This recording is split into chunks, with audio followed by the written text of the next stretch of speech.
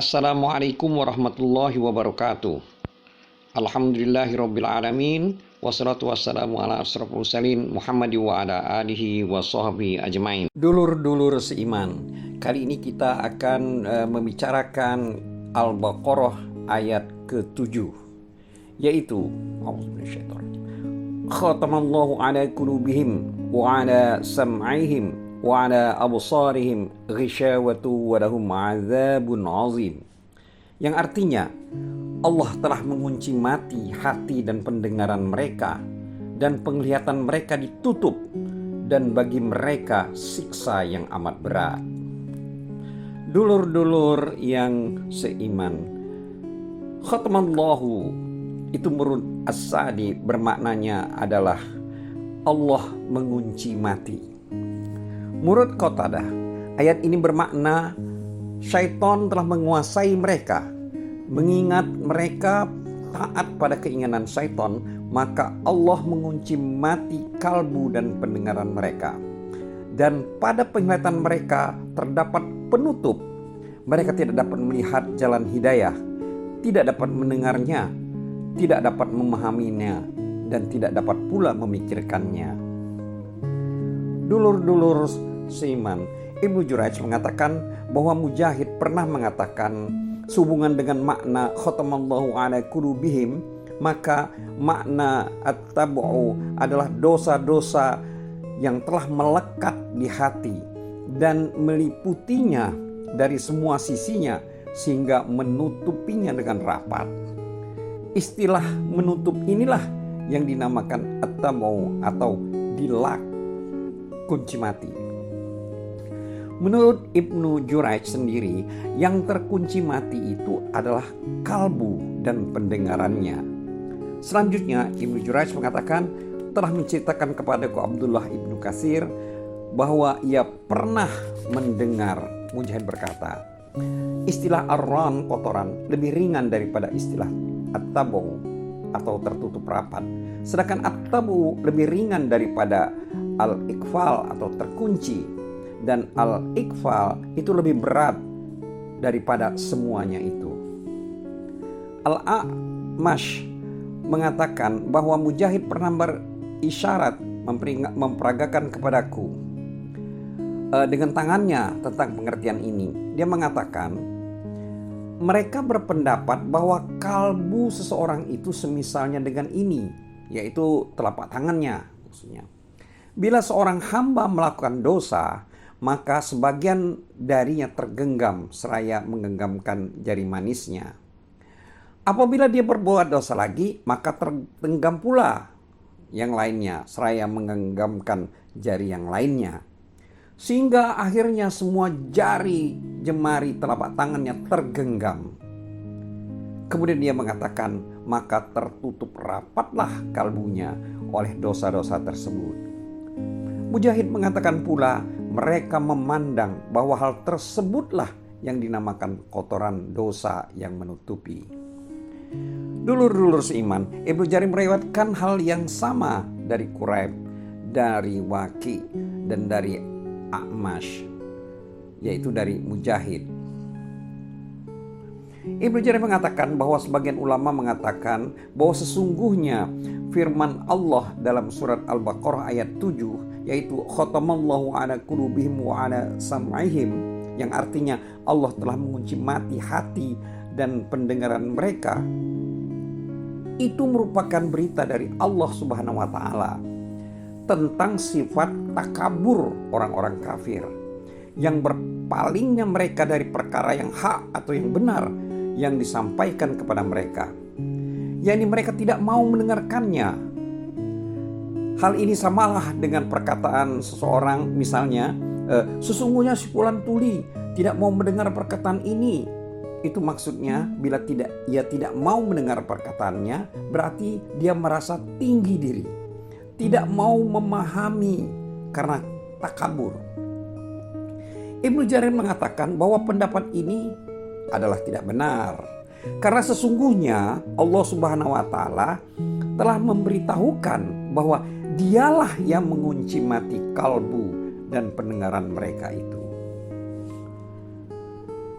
Dulur-dulur seiman, Az-Zamakhsyari mengulas dengan pembahasan panjang lebar dalam menyanggah apa yang dimukan oleh Ibnu Jarir tadi. Dan Az-Zamakhsyari menakwilkan makna ayat dari 5 hipotesis. Tetapi semuanya itu lemah. Menurut kami, tiada yang mendorongnya berbuat demikian melainkan hanyalah karena aliran Mu'tazilah yang dianutnya. Alasan yang bukannya ialah bahwa makna mengunci mati hati mereka dan membuatnya menolak untuk menerima perkara yang disampaikan kepadanya merupakan suatu hal yang buruk atau jahat menurut Az-Zamakhsyari. Dan Allah Subhanahu wa taala maha tinggi dari perbuatan tersebut. Demikianlah keyakinannya. Akan tetapi, dulur-dulur sekalian, seandainya dia, artinya maksudnya di sini Az-Zamakhsyari itu memahami firman Allah Subhanahu wa taala dalam surat Asy-Syaff ayat 5 yang berbunyi falamma zaghu azaghallahu qulubahum, yang artinya maka tatkala mereka berpaling dari kebenaran, Allah memalingkan hati mereka. Dan juga seperti firman Allah dalam surat Al-An'am ayat 110 yang artinya, dan begitu pula kami memalingkan hati dan penglihatan mereka seperti mereka belum pernah beriman kepadanya, maksudnya kepada Al-Quran pada permulaannya, dan kami biarkan mereka bergelimang dalam kesesatan yang sangat. Dulur-dulur sekalian, masih banyak ayat-ayat yang serupa dengan tersebut yang menunjukkan bahwa sesungguhnya Allah Subhanahu wa taala lah yang mengunci mati kalbu orang-orang kafir dan menghalang-halanginya antara mereka dengan hidayah. Hanyalah hal tersebut sebagai balasan yang simpel atas perbuatan mereka yang terus-menerus tenggelam di dalam kebatilan, dan mereka tidak mau mengikuti perkara yang hak. Hal ini merupakan keadilan dari Allah Subhanahu wa taala sebagai sikap yang baik, bukan yang buruk.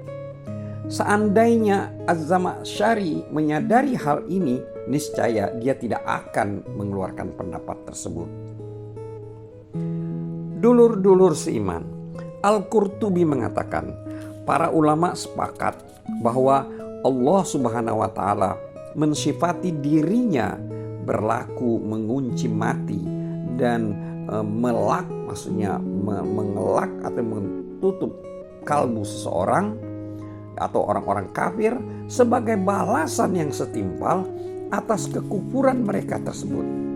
Sebagaimana yang disebutkan dalam firman-Nya, yaitu dalam surat An-Nisa ayat 155 yang artinya sebenarnya Allah telah mengunci mati hati mereka karena kekafirannya. Selanjutnya Al-Qurtubi juga menyebut hadis yang menceritakan tentang dibolak-baliknya hati, yaitu ini suatu doa, wa ya muqallibal qulub sabit qulubana ala dinik, yang artinya wahai Tuhan yang membolak-balikkan kalbu, tetapkanlah kalbu kami dalam agamamu. Juga Al-Qurtubi juga mengetengahkan hadis Huzaifah yang terdapat dalam kitab Sahih, bahwa Rasulullah SAW pernah bersabda, yang artinya berbagai macam fitnah atau dosa ditampilkan pada kalbu bagaikan tikar yang dianyam sehelai demi sehelai. Hati siapa yang melakukannya, maka dosa itu akan membuat suatu noktah hitam padanya. Dan hati siapa yang mengingkarinya, maka terukirlah padanya suatu sepuhan yang putih. Sehingga hati manusia itu ada dua macam, yaitu ada yang putih, misalnya warna yang jernih, dan hati itu juga tidak akan tertimpa bahaya oleh suatu dosa pun selagi masih ada langit dan bumi. Sedangkan hati yang lainnya yang tampak hitam kelam seperti tembikar hangus terbakar, ia tidak mengenal perkara yang ma'ruf dan tidak ingkar terhadap perkara yang mungkar, dan seterusnya. Ibnu Jarir mengatakan, menurut kami yang benar sehubungan dengan masalah ini adalah sebuah hadis sahih yang bermakna semisal dari Rasulullah SAW, yaitu sebuah hadis yang diceritakan kepada kami oleh Muhammad ibnu Bashar. Dia mengatakan telah menceritakan kepada kami Safwan ibnu Isa dan telah menceritakan kepada kami Ibnu Ajlan dari Al-Qaqa, dari Abu Soleh, dari Abu Hurairah radhiyallahu anhu, yang mengatakan bahwa Rasulullah SAW pernah bersabda, yang artinya sesungguhnya orang mukmin itu bila dia berbuat suatu dosa, maka hal itu merupakan nokta hitam dalam hatinya, pada hatinya. Tetapi jika dia bertaubat dan kapok serta menyesali, maka tersepuhlah hatinya itu menjadi bersih kembali. Tetapi apabila dosanya bertambah, maka bertambah pula lah nokta hitam itu, hingga lama-lama akan menutupi hatinya. Yang demikian itulah yang dimaksud dengan istilah ar-ran dalam firman-Nya. Sekali-kali tidak demikian. Sebenarnya apa yang selalu mereka usahakan itu menutupi mereka. Surat Al-Muttaqin ayat 14. Hadis ini dulur-dulur dari segi yang sama diriwayatkan pula oleh Imam Tirmizi dan Imam Nasai dari Qatabah, Lais Ibnu Sa'ad dan Ibnu Majah, dari Hisham Ibnu Ammar, dari Khatim Ibnu Ismail dan Al-Walid Ibnu Muslim. Semuanya berasal dari Muhammad Ibnu Ajlan yang lafaznya yang sama. Imam Tirmizi mengatakan bahwa hadis ini berpredikat hasan sahih. Dulur-dulur seiman. Kemudian Ibnu Jarir mengatakan, Rasulullah telah memberitakan bahwa dosa-dosa itu apabila berturut-turut membuat nokta hitam pada hati, maka ia akan menutup hati. Apabila telah tertutup, maka saat itulah dilakukan penguncian oleh Allah Subhanahu wa taala dan dilak atau disegel. Setelah itu tiada jalan bagi iman untuk menembusnya dan tiada jalan keluar bagi kekufuran untuk meninggalkannya. Pengertian inilah yang dimaksud dengan istilah penguncian dan pengelakan atau pesegelan yang dinyatakan di dalam firman Allah dalam surat Al-Baqarah ayat 7 ini, yaitu khatamallahu ala qulubihim wa ala sam'ihim, yang artinya Allah mengunci mati hati dan pendengaran mereka. Dulur-dulur seiman, pengertian ini diserupakan dengan penguncian dan penyegelan atau pengelakan. Hal yang dapat diindrawi dengan mata, yakni diserupakan dengan wadah dan botol yang tidak dapat diambil isinya kecuali dengan membuka dan memutar tutupnya. Dengan kata lain, demikian pula iman tidak dapat sampai ke kalbu orang-orang yang disifati oleh Allah Subhanahu wa taala, di mana hati dan pendengaran mereka telah dikunci mati, kecuali setelah membuka dan melepaskan penutup yang menguncinya tersebut. Perlu diketahui bahwa wakaf yang sempurna adalah firman Allah pada ayat 7 ini, yaitu khatamallahu ala qulubihim wa ala sam'ihim. Kemudian dilanjutkan juga wa ala absarihim ghishawah, yang artinya Allah mengunci mati hati dan pendengaran mereka, kemudian dan penglihatan mereka ditutup.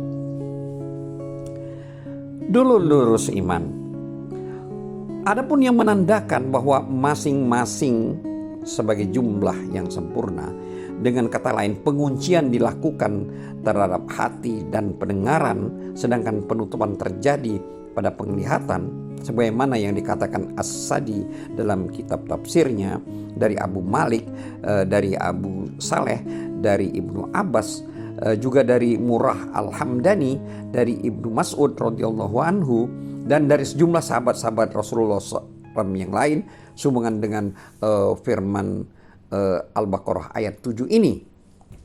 As-Sa'di mengatakan, karena itu mereka orang-orang kafir tidak dapat berpikir dan tidak dapat pula mendengarnya. Disebutkan pula, dan penglihatan mereka ditutup. Makna yang dimaksud ialah pada penglihatan mereka ada penutupnya, hingga mereka tidak dapat melihat perkara-perkara yang hak atau yang benar. Dulur-dulur seiman, Ibnu Jarir mengatakan, telah menceritakan kepadaku Muhammad ibnu Sa'ad, telah menceritakan kepada kami ayahku, telah menceritakan kepadaku pamanku Al-Husain ibnu Hasan dari ayahnya, dari kakeknya dari Ibnu Abbas, bahwa Allah telah mengunci mati kalbu dan pendengaran mereka, sedangkan penutup terdapat pada penglihatan mereka. Ibnu Jarir mengatakan pula, telah menceritakan kepada kami Al-Qasim, telah menceritakan kepada kami Al-Husain, yakni Abu Daud, dan menceritakan pula kepadaku Hajjaj, yaitu Ibnu Muhammad Al-A'war, telah menceritakan kepadaku Ibnu Jurayj, yang pernah mengatakan bahwa penguncian tersebut terjadi pada hati dan penglihatan, sedangkan penutupan terjadi pada penglihatan. Dulur-dulur sekalian, Allah telah berfirman dalam surat Asy-Syura ayat 24, yang artinya, maka jika Allah menghendaki, niscaya Dia mengunci mati hatimu. Selanjutnya dalam surat Al-Jasiyah ayat 23, ayat Allah juga berfirman, yang artinya, dan Allah mengunci mati pendengaran dan hatinya dan meletakkan tutupan atas penglihatannya. Dulur-dulur seiman, Ibnu Jarir mengatakan, lafaz ghisyawah dalam firman-Nya, wa ala absarihim ghisyawah, yaitu pada Al-Baqarah ayat 7, itu barangkali yang menasabkan nya adalah fiil yang tidak disebutkan. Bentuk lengkapnya ialah wa ja'ala ala absarihim ghisyawata, dan Dia menjadikan pula penglihatan mereka tutup atau penutup. Barangkali nasabnya itu karena mengikut pada mahali i'rab dari lafaz wa ala sam'ihim, sebagaimana i'rab tiba pada firman-Nya wa hurun ain. Nah, artinya dan mereka dikelilingi oleh bidadari yang bermata jeli, di surat Al-Waqiah ayat 22. Dulur-dulur sekalian, setelah disebutkan sifat-sifat orang mukmin dalam permulaan surat melalui 4 ayat yang mengawalinya, kemudian diperkenalkan pula keadaan orang kafir yang melalui 2 ayat berikutnya, maka Allah Subhanahu wa taala mulai menjelaskan keadaan orang-orang munafik. Orang-orang munafik ini adalah mereka yang menampakkan lahiriahnya seakan-akan beriman, sedangkan di dalam batin mereka memendamkan kekufuran. Mengingat perkara mereka membingungkan kebanyakan orang, maka Allah Subhanahu wa taala mengetengahkan perihal mereka dalam pembahasan yang cukup panjang dengan menyebutkan sifat dan ciri khas yang beraneka ragam. Tetapi masing-masing ragam dan bentuk tersebut merupakan ciri khas kemunafikan itu sendiri. Sebagaimana Allah pun menyebutkan perihal mereka dalam surat Bara'ah, yaitu surat At-Taubah dan surat Munafikun, dan juga surat An-Nur serta surat-surat lainnya, untuk memperkenalkan keadaan dan sepak terjang mereka agar dihindari jangan sampai orang yang belum mengetahuinya terjerumus ke dalamnya, maksudnya ke dalam kemunafikan.